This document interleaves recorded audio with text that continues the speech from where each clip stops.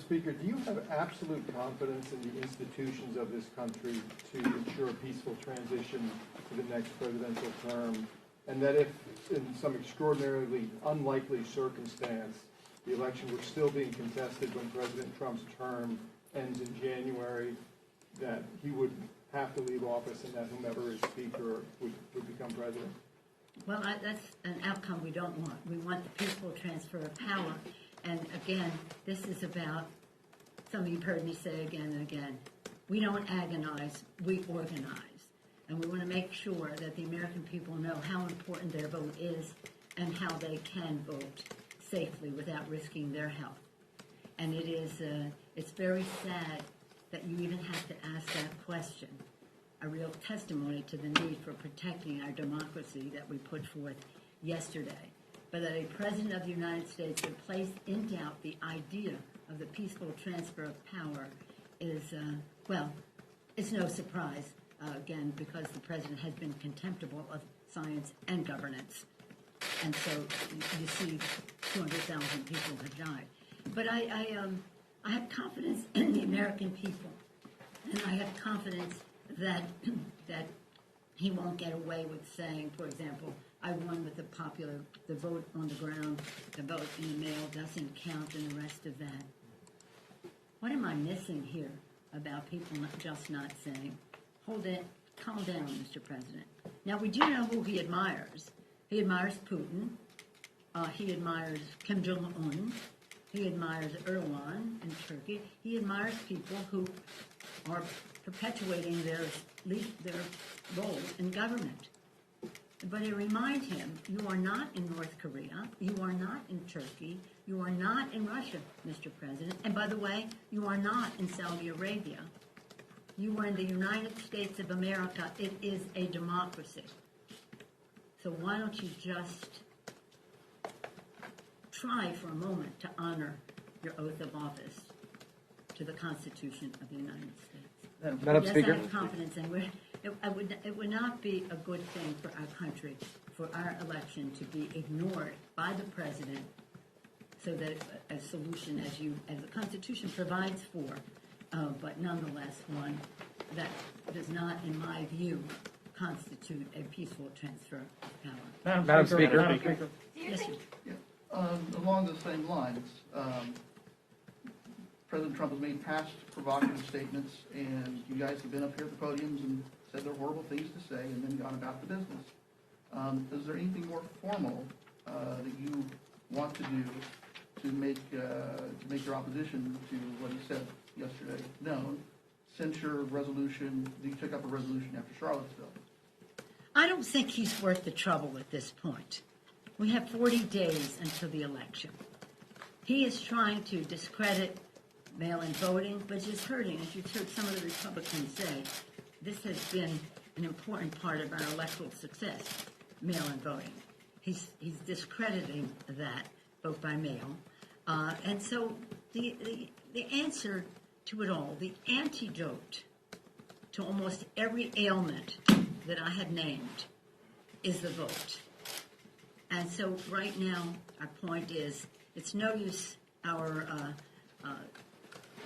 orchestrating one thing or another when what really matters in terms of the peaceful transfer of power is that people vote and that their vote is counted as cast. Whoever they vote for, whatever the outcome, if he gets honestly gets the majority of the electoral college and is the next president, that's the peaceful transfer, continuation of power. So this isn't, we just wondered if it's going to be Joe Biden on January 20th. I feel quite certain that it will be. I don't know if I'm allowed to say iwillvote.com. Go there, you can find out how to vote by mail, in person, if you're registered, how to register, tell a friend. So it is, we had something called the Sojourner Truth Women's Vote Project. The Sojourner Truth was a suffragist, she was a slave, and she was an abolitionist. And she was very much a part of women getting the right to vote. I dedicated a statue to our speaker last time in Emancipation Hall. Very proud of that. So we have this project named for her. And every Tuesday, we have Truth Tuesday, certain truth, but Truth Tuesday, to talk about how people can vote. And sometimes people say, I'm not going to vote because they just haven't voted or they don't know how to vote. We have to remove all those barriers. Instead, we have a President of the United States who wants to discredit people's vote. Really? Really? What would our founders think? And what are these Republicans going to say to their children and their grandchildren when they ask them, what did you do to strengthen our democracy when it was questioned as to whether an election was the proper way to transfer power in our country? It's right now, 40 days. We just want to get out that vote. But you understand there's a lot of people, particularly in your party, and the liberal side of it particularly, who found last night to be a pretty important remark. There are many, I have the privilege of being a leader in the most diverse party in every possible way, including opinion. A large number of people outside, not in the House, but outside, wanted me to shut down government because of what they're doing on Justice Ginsburg. Shut down government? I'm not a big believer in shutting down government. But when the West is on fire and the South is battered with storms and the whole country is suffering from a pandemic and we have a downturn in our economy and the people we need so that we can do our jobs, public employees, we're going to shut them down? No, I don't think so. So again, the beautiful diversity of our party is that we are not a rubber stamp. We have all kinds of opinions in the party. And the fact is, I was very proud that we were able to achieve what we did the other day and have a big, strong, bipartisan vote to keep government open. Madam Speaker, I wonder if you could, Madam Speaker. Do you agree that Article 6, which bans religious tests from being a qualification for office, do you think that that should apply to Supreme Court nominees as well? I'm not going to get into anybody's interpretation of one thing or another. The confirmation is the work of the Senate, and I trust the judgment of our Democrats there to honor the Constitution. Yes, ma'am. Madam Speaker, do you have a contingency plan for after the election if the president does not, recognize, say, a Biden victory and goes to the courts to try to contest the election? Have you talked about impeachment? Would you impeach him again? What can Congress do if he were to do something like that? I have a pretty good idea of the method of his madness and what he might try to do to undermine the Constitution. It always is stunning to me to see how complicit and enabling the Republicans are of such a thing. I was pleased that Leader McConnell put out a statement this morning that seemed to go in the direction of protecting the Constitution of the United States. That was a real change. But let me just say that there are 3 stages to elections. One, everything that happens before. And you see what he's trying to do, dismantle the post office, discredit mail-in voting, all the things that they're doing, involvement in our elections, all the things they do to undermine the integrity of elections. Then and now over at least 20 states right now are voting. So we're in this area where for some it's still pre-vote time and for others the election is on. And again, we want people to be able to vote without jeopardizing their health. And that's why we want to have the money in the bill to do just that.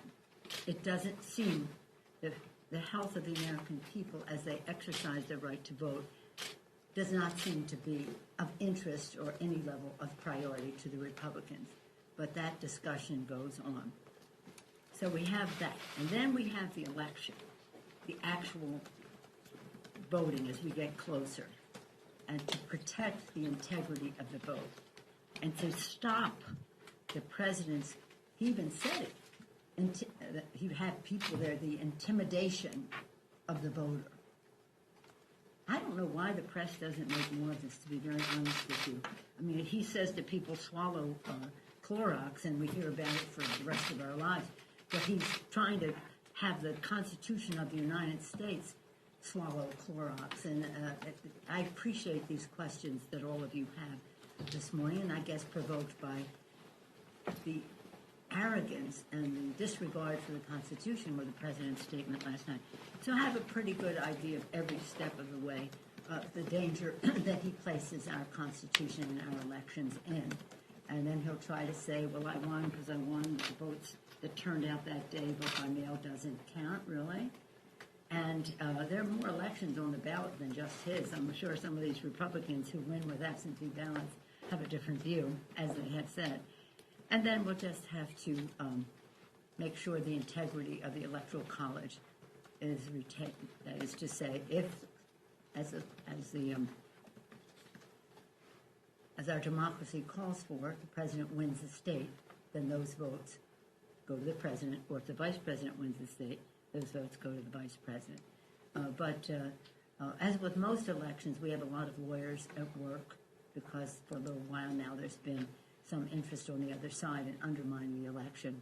We have more now, and I won't go into all of them because you cannot ignore it because it's there, but you cannot panic over it.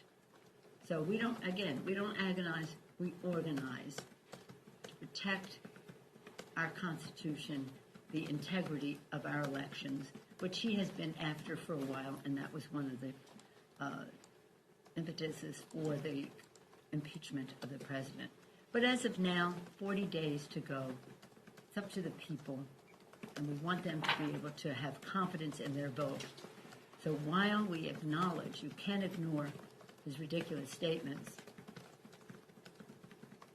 but you must ensure that people know you should vote. It will count. IWillVote.com. Madam Speaker? I'm going to go back to my day job. Madam Speaker? No, that's it. Thank you all. Thank you, ma'am.